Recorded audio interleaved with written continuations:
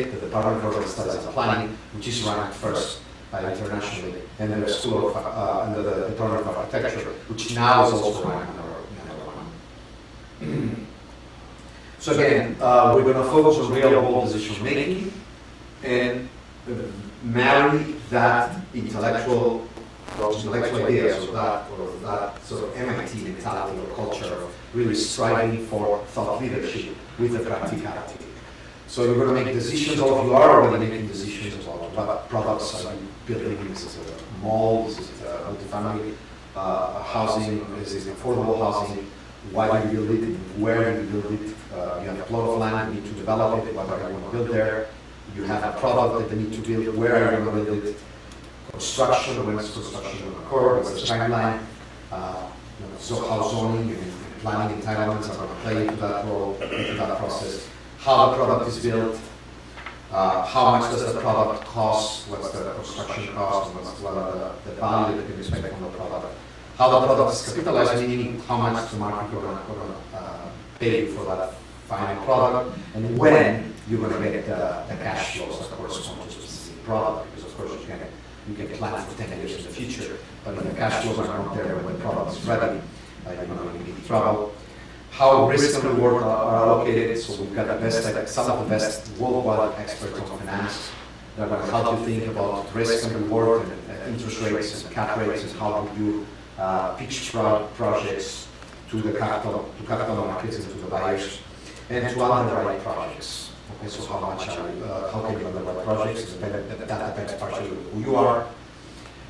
And then we go all the way to companies and leadership and how successful people in corporate real estate or entrepreneurs who've been there, how did they do it, how you should do it, what are the models for you to be successful.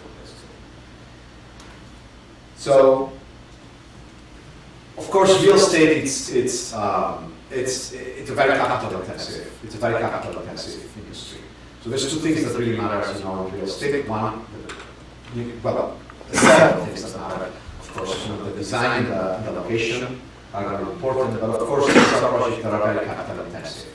So capital markets and thinking about capital and the returns to those projects is quite important. So whether you're buying or selling, these are very capital intensive projects, and as decision makers, you really have to. This is not a decision that you make very lightly, because again, construction and investments do take a long time, and they're very capital intensive. So you do need to be a renaissance man in the real estate industry. Okay, it's not that you know about Java programming and you can do internet websites. You really need to know about a lot of aspects, from getting land and the physical aspect to the capital markets, and understand how the price of a CDO is determined by capital inflows from China. Okay, that's a whole order for you guys. So, for you to be like the Superman women that we expect you to be in real estate, we're going to give you a very comprehensive, holistic view of the industry. We're going to start you guys teaching economics and finance, the basic real estate economics, why is there value in this product, and how does market operate. There's lots of research and lots of knowledge that come to us from interactions with the industry and sort of fundamental research that we have conducted that gives a lot of information about these patterns, these cycles in real estate, and land location patterns, vacancy rates, cap rates, so on and so forth. So we're going to teach you about those. Finance, again, lots of patterns that you need to know about when underwriting real estate. Construction methods and building types. You can take classes in architecture, but we do also have classes in development, in which we're going to tell you about the different products, the basic ideas on how to develop these products. Site planning, building design, urban design. In our capstone class for real estate development, you're actually going to have to think about entitlements and have to convince the city planner to actually get a project approved.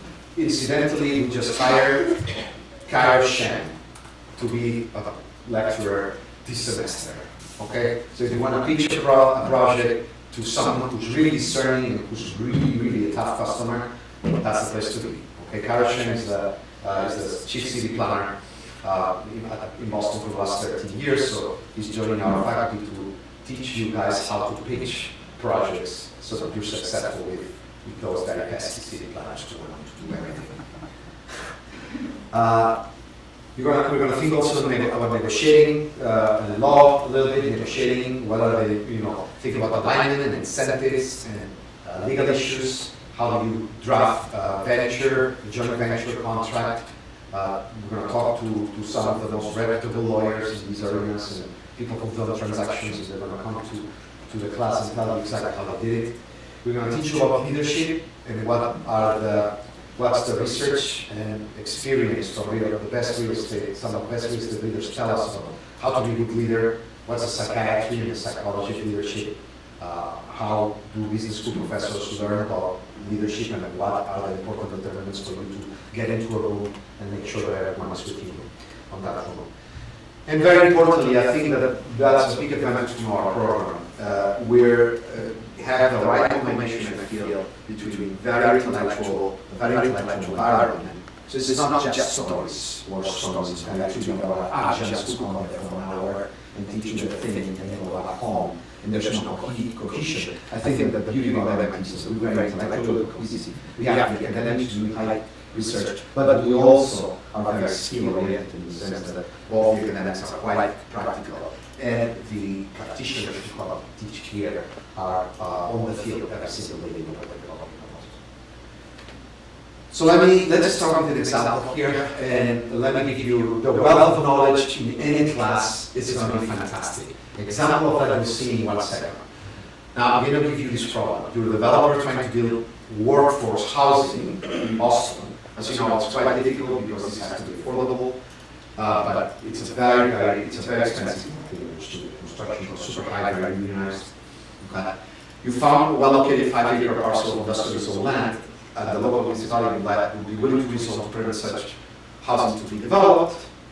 The town planner wants to meet to discuss the road parameters of your development proposal, including how many units you propose to develop. Now I'm going to ask you, what kind of issues are you prepared when you go to that meeting? That's sort of a normal question. Maybe take 4 or 5 suggestions. What would you tell the planner, the city planner? Some of you are actually dealing with those issues, so what do you guys tell them? Environmental and social issues of the area. Exactly. We talk about the dynamics of the community. Okay, so you have to understand the language of community and what public, public policy is and what else do they want to do? Well, since the city is rezoning it, I would talk about what we would give back to the city for making that change. Exactly. Which takes you to the underwriting and finance, because you cannot give it back unless you get something. Yeah. Infrastructure, transportation, what's Exactly. available in the area. What's available and what your project is gonna impact. The number of displaced workers that choose to live there or choose to live there. Access to jobs in economics. So you look at employment, access to jobs. Why work for housing there? So others. Utility upgrades to the space. Utility infrastructure, who's paying for it. So, just within 10 seconds, we saw a lot of different perspectives, but I can give you many. Zoning, what's the existing FAR and the use, what would the new FAR be, what would the impact on the community be in terms of traffic, in terms of neighborhood property values, what's the impact on neighborhood property values, what's the best and highest use for that piece of property, because they really care about the tax base, no? The mayor, the city planners do care about how much taxes they're going to get from that property. What are the setbacks and traffics of the property in terms of the impact, walkability, and traffic, construction costs, what are the construction costs, what's the construction schedule, are you going to order, where are you going to order, what techniques do you need to do their house, what's the shape of the site, how far, how high can you go, what's the type of construction contract, who are you engaging, you're building in house like Skanska is doing, or you're subcontracting, who are you subcontracting, how reputable, what's the land value and appreciation that you can expect, what's the most price numbers that allow you to break even. That's always very important in negotiation because they want to get as much as they can from your project, at the same time you want that project to be viable. What are the sales, what's the absorption, what the value for housing, what's the percentage of affordable housing that you need, and how that sensitivity, that share affects all the others. Okay, from traffic to financial liability. How about the massing of the project? Where's the mass? What's the design? What's the environment? What's the vision in terms of design? How about the financing? Where are you getting the money? Is this a local investor? Is this some hit and run foreign investor? What's the capital structure? Are you gonna go together on joint venture? Is that again, who's in that joint venture? Is the project gonna be finished in case things don't go well? So the consultants might care about that. What's your team, your experience, and then a long discussion of IRR, finance, cap rates, and the risk specific that even the specific policies are actually imposing on the development. So you see that only these little edges get us to you came up before, but we can come up with even more, and that's what sort of we do here. Okay, we're gonna invite you to think about these issues, but we're also going to invite each other. Because there's another 30 brilliant developers there with 5 years experience and super smart who are gonna be challenging your assumptions and helping you learn at the same time. What is the curriculum? Well, we start with our core classes, real estate financing investment, going into full underwriting models, how do you come up with valuation, what's the sensitivity of projects to different cash flows and the volatility of those cash flows. Real estate capital markets, same kind of idea. And real estate economics. So capital markets is really more about, rather than project-based, it's more about general capital market, how capital markets channel the real estate market, and how that creates volatility in the real estate market. Real estate economics is all about thinking about highest and best use, where value in real estate comes from, how to monetize that value, and also to think about cycles from a very analytical perspective. These are our three most analytical classes. And then we have more practical hands-on products and classes. Real estate development products, Jen Cook, she's one of the largest developers of health-related facilities in New England, and she's now teaching that class and teaching you about the different types of real estate products that we have out there. Building systems, we're going to teach you also, many of you know, but we're going to give you a crash course in all the main facilities that are involved in managing a building, so air conditioning, so on and so forth, what's behind the building. And real estate development studio, that's really important class that takes about, I think, 1/3 of the credit units, or 1/4 of the credit units. And it's pretty much almost like a mini dual competition. We look at a site and we quote-unquote develop that site in the studio. So we look again at the second semester, and last year it was in South Boston, you were involved, and you were looking at, 20 acres down in Seaport that is currently owned by Massport and undeveloped, and so the exercise for the teams was advise Massport's property owner the optimal way that you would develop this 20-acre site. But again, in a very holistic, comprehensive way from A to Z, in terms of land to mortgage and securities, securities. You actually had to design it and also underwrite it, and so you were doing program, design, underwriting, all of the things that are necessary to present a fully formed development program for this 20-acre site. So then you're going to get all the electives. It's growing.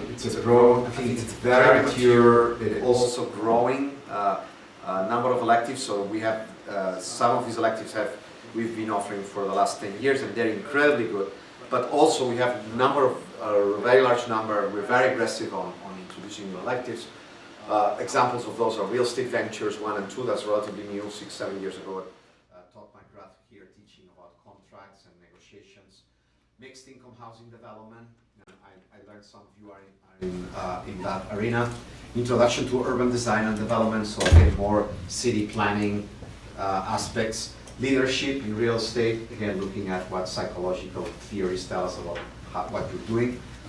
Entrepreneurship in construction and development is pretty much a business plan. You develop a business plan and reflect on the experience of real estate entrepreneurs that are going to come to the class.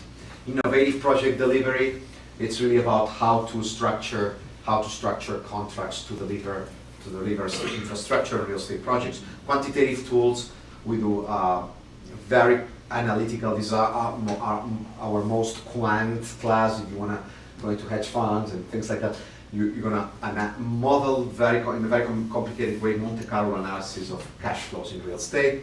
International housing, economics and finance, I teach that. It's our international class. I focus on housing. It's the largest asset class. Mortgage securitization, again, MBS and underwriting mortgage-backed securities. Again, you see from land to complete, super complicated financial models. Principles of corporate finance, which again, for those of you who come from architecture, engineering backgrounds, that puts you up to speed into the finance concepts. Corporate real estate, that's a class that I am glad to announce here for the first time out there. Sarah Abrams is going to join us next semester, and she's going to be teaching corporate real estate and what space use, how to optimize space use within corporations. Kairos Shen is going to teach a seminar on project approval and zoning process. And then we have classes on innovative product spaces and technology in commercial real estate development by Andrea Shiku, Steve Waka, and other people. How are we going to do this? Well, you guys are going to come here in late August, for an orientation. It's 2 weeks, and we get your crash course in Excel and cash flow modeling, some concepts for those of you who are new to these concepts, some concepts in land development, Argus, okay, some sort of skills, personal leadership skills, communication skills, writing skills. And then we start in the fall semester. Fall semester goes from September to December. Good thing about MIT is this is our best kept secret. We have January, it's free actually, okay? So in January we don't meet. We call that the independent activity period. And most people are going to take advantage of that to actually take classes. There are some classes that are given here during January, but most people are actually going to go and do some either research, or most of them going to work for as an intern here in the United States or abroad. We have many internship opportunities right now that are really focused on other countries, from Panama to Dubai to Colombia, so on and so forth. And then during the summer, in June and July, students finish their thesis.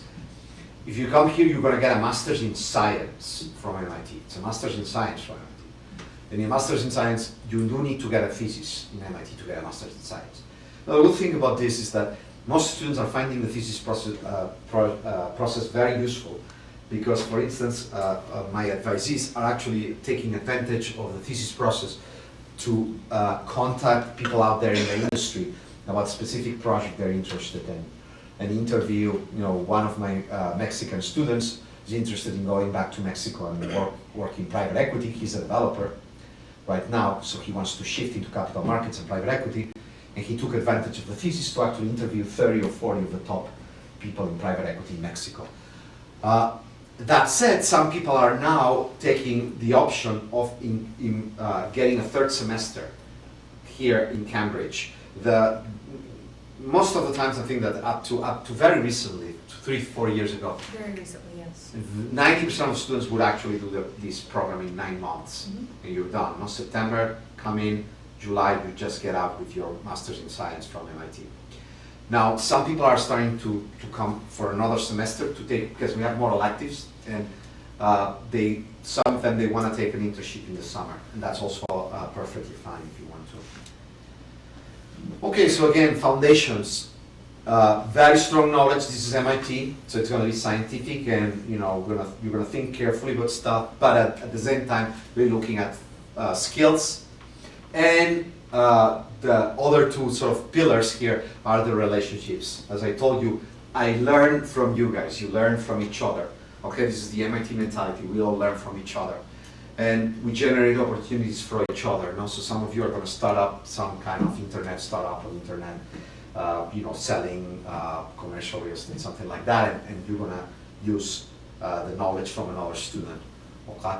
That means that you have to become, if you want to come here, you have to be ready to engage and participate in discussions. Okay? This is really about mens and manus, which means, again, hands and minds, not just one or the other. Career development, I think that in my experience, people who come to the program, if you look at what they do after 5 years, they're unbelievable in the range and success of their endeavors. So they're all very successful, and they're all very diverse in the way in which they go about it, which I think is a great thing. It's very different from some, degrees where you know that everyone wants to go to company A, B, and C, all in the same street, okay? It's not the way, the MIT way. People here are very creative and entrepreneurial. They want to go about it in different ways.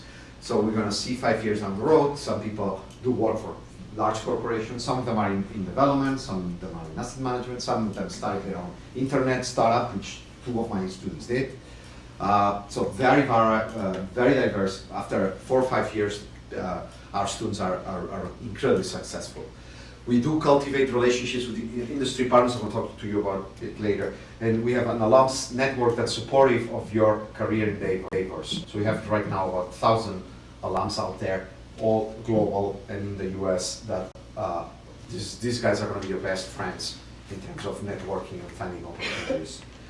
We offer also skills in terms of career development, resume preparation, presentation, networking, interviewing.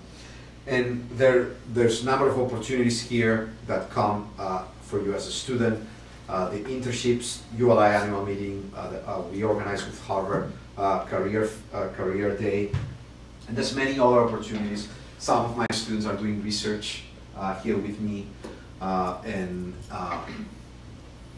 there's a very large number of engagements with industry people who come here, so that you guys have networking opportunities. This year we're going to have nine speakers come here, 7 and 2.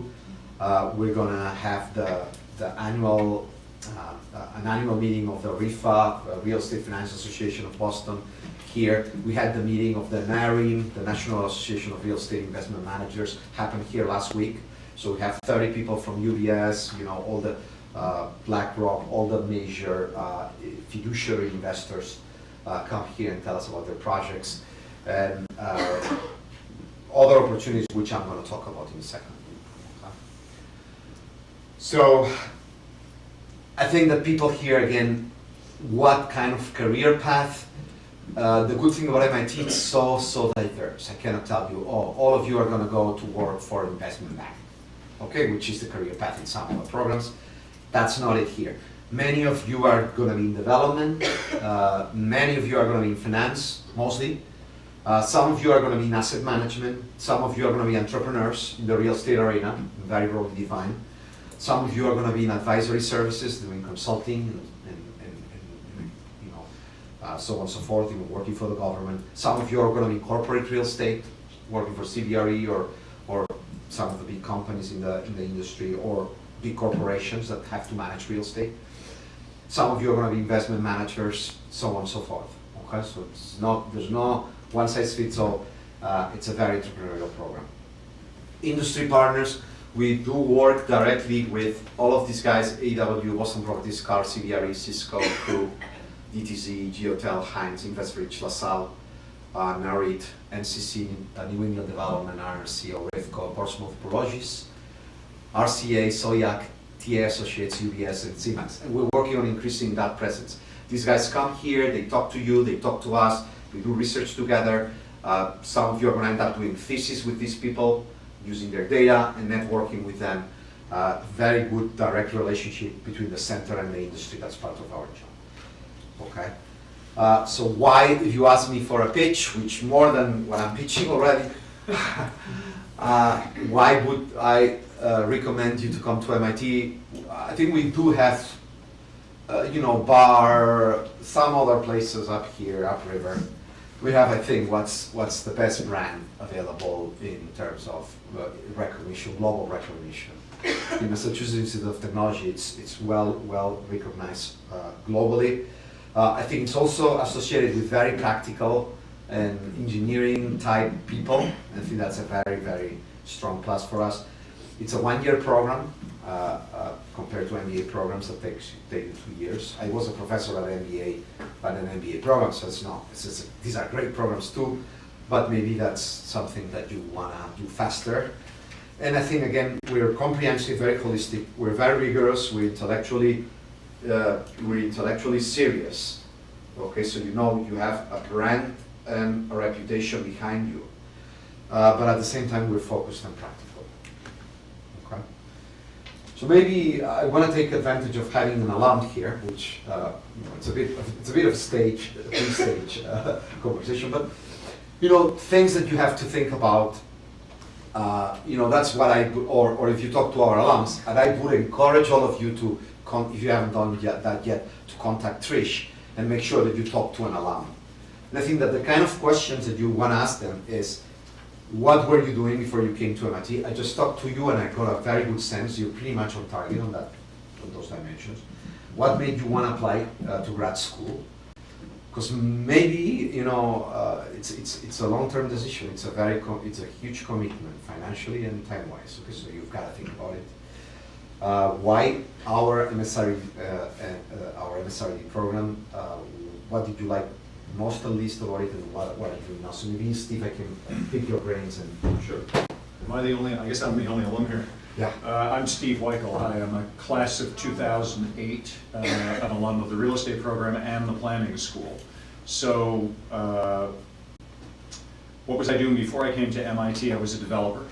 I started early in my development career restoring, renovating, and reopening the old movie palaces in downtown Detroit and redeveloping the surrounding real estate. So that's where I started, and then had gone on to do a bunch of other things as well. And what made me, I'd always wanted to go to graduate school. The question was, what kind of a program? Was it going to be an MBA program? Was it going to be a real estate program? What was appealing about this program was that it was 1 year. And of course, after I was here for a year, I didn't get enough, so I stayed for another degree. So the reason that I originally came was for the 1-year program, which proved itself to be irrelevant because I stayed for another 1.5 years after that. And what did I like most about it? I think the interdisciplinary aspect of it. For me to be able to move on and understand the CRE program allowed me to understand what I had been doing already with individual buildings and individual developments. The planning aspect of it was appealing to me because I was able to understand the context of all of that within the town and the city and the region, which I didn't really understand as a developer. So I certainly like that. I also like the rigor, the late hours, and the work that we did. There was a certain satisfaction in the work. Although you could argue there were times when that was the part I least liked about it. But it is definitely a rigorous program and hugely rewarding as a result. And what I'm doing now, I still do some development, but I'm also, as I mentioned to a few of you, I'm also the head of industry relations for the center. So I am responsible for those partnership relationships that we have with industry on behalf of the center. I also run a program called Real Disruption, which is a conference that was created to take a look at the intersection of real estate technology and how it's impacting the industry. And I continue to do that. And I also do some individual development programs, individual development activity. And I sit on the boards of a couple of real estate technology startups. So that answers the what am I doing now. And I'm glad to discuss it later on as well. Albert, if I could chip in just a little bit. Yeah. I'm Tricia. I am the graduate administrator. I'm the admissions coordinator. I keep the students in line. I keep the faculty in line. Mostly the faculty. I dish out as much trouble as I possibly can. Mostly the faculty, yes. From all of the conversations I've had with alums, students, perspectives, the answers to every one of those questions tends to be satisfyingly and infuriatingly, it depends. It doesn't matter where you're coming from in the industry, where you want to go in the industry, why you want to come here. The best part about it is that it's a very holistic view.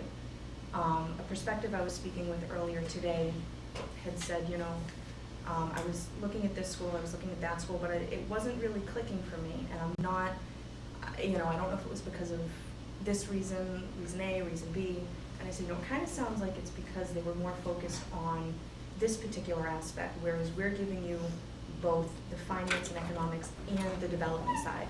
Even if you want to come in as an architect and stay an architect, we're showing you how to choose the right projects. Even if you want to come in as an asset manager and leave and stay an asset manager, you now know what those buildings look like when you're looking at a spreadsheet. And I think that that makes all the difference. So as awful as all my answers are going to be when I say it depends and then expand on why I say that, I think that's also the beauty of the program. And I got you in line, so you can tell them about the admissions package. All right. It's true, we look at the whole package. You need to. Albert and I read every application, and each application is read by at least 50% of the admissions committee. So what I weight the most is going to be, Albert will weight differently versus Bill, versus Todd, versus whoever. The statement of objectives. We want to know why this is the next step for you. Doesn't need to be set in stone, but we want to see a very clear, concise thought process. We want to see that you really thought this through, because it's important that you do so. Albert had said hands and mind, and that's very, very important here, because you're not just learning from us, we're learning from you, and you're learning from each other. There's some classes that are very, very lecture-based, but there's some that are case studies, there's some that are group projects, and what you would do in one country without even thinking about it, you might not think to do in another, but you'll learn that from a classmate, and I think that's invaluable. 3 letters of recommendation, 2 professional, 1 academic. GMAT or GRE, this is the first year that we're accepting the GRE. Admissions deadline, January 15th this year. You will receive notice from us midway through March. And if you do not have microeconomics or basic accounting in your either academic history or professional history, you can be admitted provisionally without it, but before you enroll in the fall, you will need to take a course and have a transcript sent to us. Now, we'll take questions in a second. And what I want to do is to wrap it up with a little bit of the institutional history and, you know, what's this program, and then we're going to take mostly questions. So what is the CRE? Center for Real Estate was founded in 1984 by Holmes Spalding and other people, by an entrepreneur, a big developer here in Boston. And again, the idea is to make real estate, improve the quality of thought in the real estate industry, so bring that research and those very bright people from all over the world to think about real estate problems here, and at the same time have a direct impact on the skills that people in the development of real estate professions, arenas had. It's based in the MIT School of Architecture and Planning, which is the first school, such school in the US. And we really have this structure, or that's the way in which we think about ourselves. What's our main mission? Well, it's 3 and 1, 1 and 3. Okay, difficult to know. It depends on the day. I tell you, we're mostly an industry oriented, but some days I think research, and some days I think education, because they really come together here. What's the education? Well, mostly our MSRD program, but we also have executive education. But it really marries into my research, because, you know, again, I do study markets and market dynamics. We don't need to reinvent the wheel about the next housing cycle. It's going to be like the one that we had before, and like the one they had in Vietnam 10 years ago. So we bring all those experiences from research into the classroom. And at the same time, we interact with industry. So I'm working with Build Zoom, which is a startup in San Francisco, working on measuring the amount of money that people spend on renovations and housing additions in the US. So I'm working with industry, and David Gellner works with NAREM and NACRIF to measure real estate activity in real time, or real estate values in real time, by providing real estate price indexes in the commercial arena. And then that, again, connects to education. So it's really a circle in which we're these three come together in a very, very nice holistic way. Well, how do we crystallize that? So these are good ideas of how do we crystallize that. Again, you'd be part of it in our Masters of Real Estate Development. And we now have professional education. So what we do is really 2 weeks with 2 or 3 day classes. And you can come here and take classes separately, or you can spend 2 weeks in Cambridge and get a professional education certificate from the center. Research, interdisciplinary, industry relevant, brings together academia and industry, okay, and you guys, so we learn from each other that way. And then finally, industry outreach via our partnership program with the 30 plus companies I told you, and more that we're actually active, sort of getting in campus like NARIM, NARIM, RIFA, and other other events that we organize. And to have them meet you, you meet them, you do research with them, so investigate what potential opportunities are there with professors, so on and so forth, so that we all learn. What are our newest initiatives? The Urban Economic Lab, again, I gave you some examples. This is looking at big data. We're becoming a household name in big data and real estate, sort of analyzing, crunching numbers from different parts of the economy to see how real estate value is created and dissipated, and how fast, and so on and so forth. We very recently received the largest gift in the largest international gift in the history of MIT. It's not the largest gift, but it's the largest international gift coming from another country, for the Samuel Tackley Real Estate Entrepreneurship Lab. That's part of the Department of Studies on Planning and the Center for Real Estate. And here our focus is China. So we're going to focus on real estate in China, and we are focusing already. We're going to provide MOOCs, massive online open classes that are going to teach Chinese students about basic principles in real estate. And we're also working on case studies that illustrate development principles and finance principles in real estate, but with a focus on China. Okay, so we're doing also research now on Chinese real estate. And we're going to probably become one of the most important institutions worldwide on the understanding of Chinese real estate. And I told you about our professional education program, which is pretty much an executive education program. Conferences, again, Steve is working super hard on engaging with industry. So this year we got the NARIM meeting already. We're going to have a meeting with RIFA, the Real Estate Finance Association. We had our first China Real Estate Innovation Conference 3 weeks ago, where we brought about 300 students, practitioners, and real estate entrepreneurs to talk about development and new products in China in real estate. And we're organizing the World Global Forum, which is going to bring together the real estate industry leaders, distinguished faculty, researchers, and graduate students for an annual conference. So we want to go global. That's part of my mission as the director of the center. I've been here as director for a year, and I'm really pushing for the center to become even more global than it is, because it's quite global.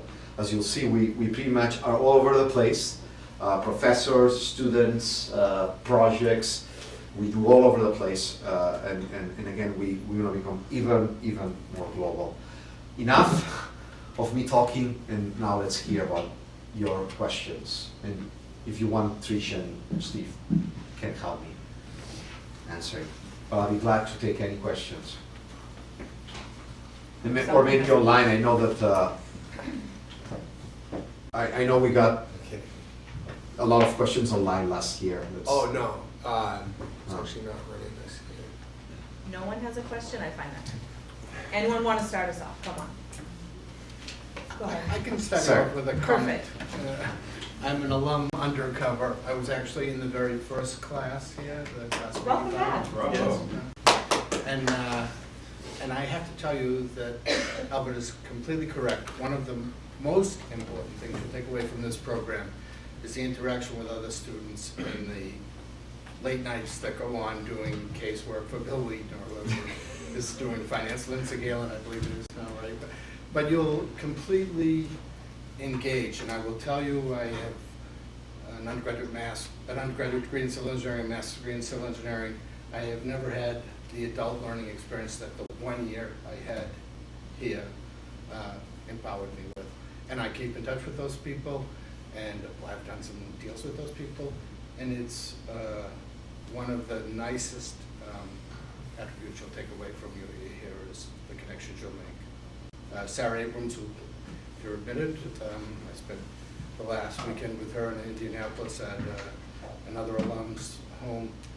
These are important connections you'll make, and you'd be completely wasting the opportunity to not fully engage. I had a little business when I came into my year here at MIT, and I thought I could kind of dance around it. I could not. Do not think you can do something else in conjunction with an MIT master's degree. That went away very quickly. So, but I would encourage you strongly. It's an extraordinary program. It's great. Yeah. Thank you. Other questions about curriculum or career or Admissions package. How to get it. how to get in? It's going to be a very quiet little meet and greet we have over there if no one has any questions. Yes, sir. In regards to the thesis, I guess either the last semester or the summer after you complete the program, is there any preparatory process to help you select what the thesis will be conducted on? Is there any Yes. process or the application of your research? Yeah, I run that class, and so it's 6 lectures, and you're going to come up with, there's 12 different types of theses from quantitative, qualitative interviews, from a business plan actually. Business plan is totally allowable thesis here.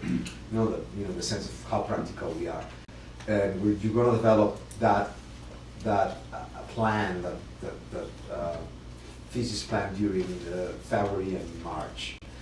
If you want to come in with if you have a clear idea of what you want to do and what you want to achieve, and you can use your thesis already to achieve it, say that I'll give you an example of a thesis I'm working with someone who's working now helping a startup, and that's very MIT also.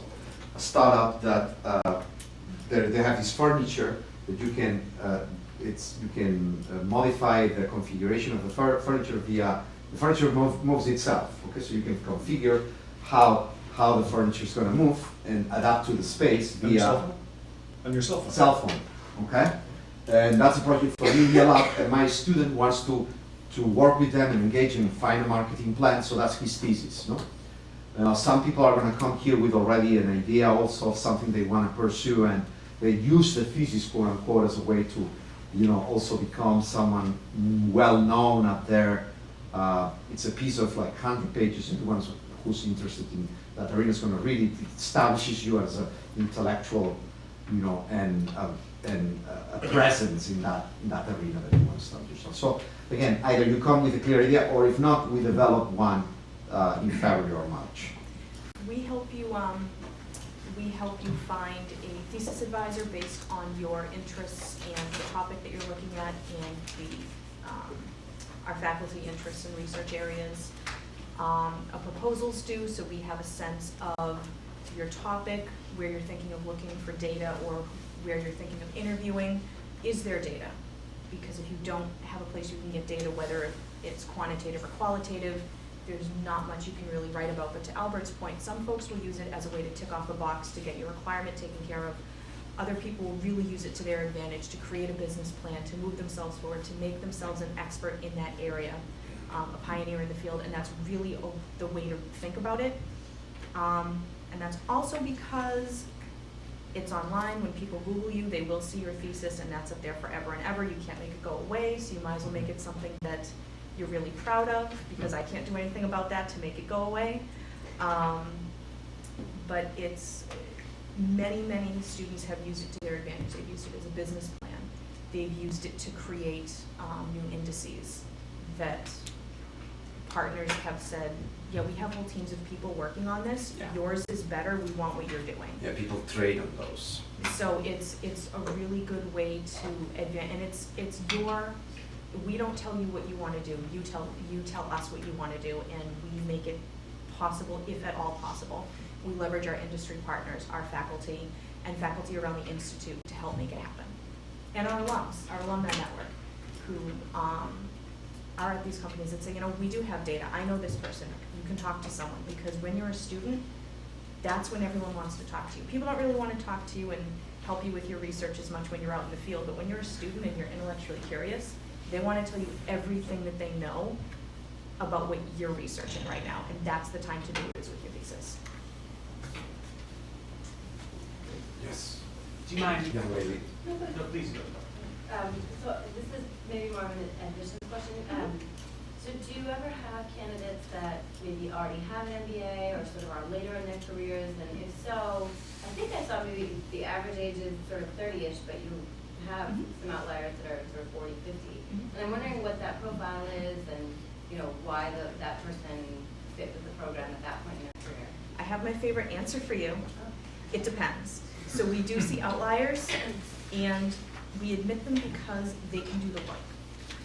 Our average age, sure, is late 20s, early 30s, but if you can show us that you can do the work through your GMAT GRE score, that you have the recommendations, your resume shows a really solid work experience, that your statement is very clear, we want you. It's not, okay, we have this many students from this many, X number of students from this country, we don't want anymore. Okay, we have this many women, we're not accepting anymore.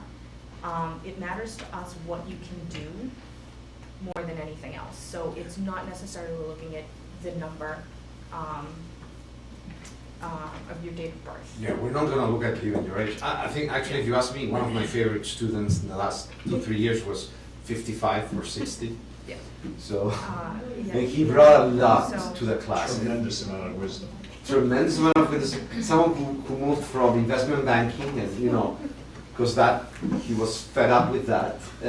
And he's now a developer in Michigan, and, you know, he's not a developer, he redevelops, actually. So he buys properties and redevelops them. So if that's. And one of the, you know, students who we all enjoyed most. So I mean, again, we're not gonna look at that as anything that will make us change a decision if we like the person. If that's helpful. Good question? Yes. Do you mind discussing some of the basics of the curriculum and then also elaborating if it's all very structured or if there's ways to kind of customize it based on preferences? Well, it's both. I think we got a really good balance, because so you can err on the side of too much lack of or too much customization, and then you end up with a program that it's reliant on a lot of outside faculty that come give their class and go back home, and there's no cohesion there. So I think that the program is going the same. We have these core classes: economics, finance in the first semester, and products. So these are 3 classes. This allows you to take a couple more in the first semester, and then we have the studio and capital markets in the second semester. This allows you to take 2 or 3 more. Some people go more aggressive and they take even more than that. We're developing this new concept called seminar, and 3 of our classes is what I call seminars, which pretty much are classes that you take pass-fail, and you don't need to, but really showing up in the class, you get a pass, you know, basically. So you have to be, they're presential. So we're going to expand that format so that we're going to have more options. Corporates, it's like that. The zoning class that Kairos is going to teach will be like that, and our innovation class is like that. So that's going to grow, and we're going to have more classes like that that are very, you can take them, you get the skills, you don't necessarily have to commit so much time. So I think it's a really good balance in a way between those core classes, which I enumerated, 5 of them, and then a very large number of electives. If something, while we provide that very strong core, people here tend to want to spend the second year many times because there's so many electives that they could take, they cannot. Sir? Kind of based off that question, in terms of making those decisions, is there a formal advising process, and how's that structured? On the once you're admitted or before? Once you're admitted, yeah. Yeah, absolutely. Once you're admitted, each of you is going to be, you know, in the entering class, each of you is going to be assigned to a professor or a lecturer. And definitely, absolutely, we're going to walk you through all these decisions in terms of what curriculum suits better your needs. At the same time, we typically are very hands-off, you know, laissez-faire. If you wanna, you tell me I really wanna do, you know, Japanese architecture, you're gonna get to do it. But there's, I think, again, a very nice balance between structure and freedom. I try to, so I assign advisors and I try to match admitted students and their, based on their resume with their interests and the advisor and their research interests. That's how I try to take care of it. So when you're sitting with your advisor, you have to take your core, of course, finance, economics, building system products, and your electives. And the advisor, of course, as Albert says, kind of lets you have that freedom. And, you know, they kind of keep an eye if you're heading up to 60, 70 units in a semester. They're kind of making they want to be sure that you're sleeping and getting outside once in a while. But the other thing that I do as part of my job is I make sure as certain deadlines hit, add date, drop date, that you're making sure you are dropping the classes that you need to, or that you've added the classes that you need to. So you're not only not getting a fee, but you aren't missing any requirements. And I'm sorry, I just lost my thought there. Yeah, no, I think that the way in which we typically, and in fact, you know, coming to the add drops, we're very liberal as to what you can add and how you can drop a class. We're not like, oh, you have to take this. I mean, I typically advise my students to take a large number, and then drop them if they don't work, or pass to listener status to get maximum skills with the optimal level of, you know, sleep time. And so both of your questions about the amount of freedom you have with your classes, aside from the core courses, so it's not 12 units of finance credit, it is 12 units of David Gelner's finance class. But aside from that, with your electives, it's as many units as you can kind of handle with, like I said, eating, sleeping, going outside, socializing once in a while. But the beautiful thing is listener status and the drop date. MIT's drop date is about 3 weeks before the end of the semester. Yeah. So you can take classes up until about that point and either change to listener status, which means I can see it internally, but it doesn't show up on your external transcript and it doesn't affect your GPA, or you can drop it. So MIT allows you to take as much as possible for as long as possible with very little negative impact. And I think that's a really beautiful thing about MIT, because they want you to have as much knowledge as possible. But that was the thought that I had lost listener status and the lateness of the drop date. Yes? This question is for admissions. Yep. So I come from a design background, and in that field, architecture, landscape, the kind of the typical admissions process is they look at a portfolio. Will that be considered along with the other aspects of course? Or? We do not look at portfolios. That But I mean, if you want us to, we could. I mean, if you send that as an attachment, we don't necessarily look at portfolios, but you know, you could, you know, if you, we're going to allow. There's a place for there to be attachments, not to. No. No? We do No, not. I'm wrong. Listen to her. Listen to her. No. I like his answer better. Unfortunately, we do not allow Okay, portfolios. I thought so. That is what your recommenders are for and your statement is for. So choose your recommenders very carefully. Those are the people that are going to tell us about the project you've worked on and how well you worked on them, what your work ethic was like, what your drive is like, what your motivation, your determination are like. You're going to use your statement to tell us not just why MIT, but you know, maybe why a particular project made you think, I need more knowledge because of this particular reason. I worked on this project, and while it was successful, it opened my eyes to X, Y, Z.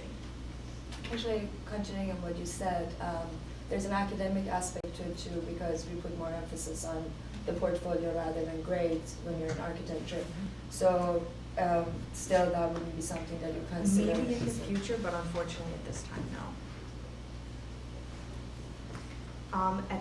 Why don't we head out into this space over here? Other questions, maybe online? We have more questions. We have no online questions at the moment. Ask us more questions, we'll be in here. I know there's more questions that people might want to ask individually that they think are more individual case. We'll be in here, we can have a bite. And thank you.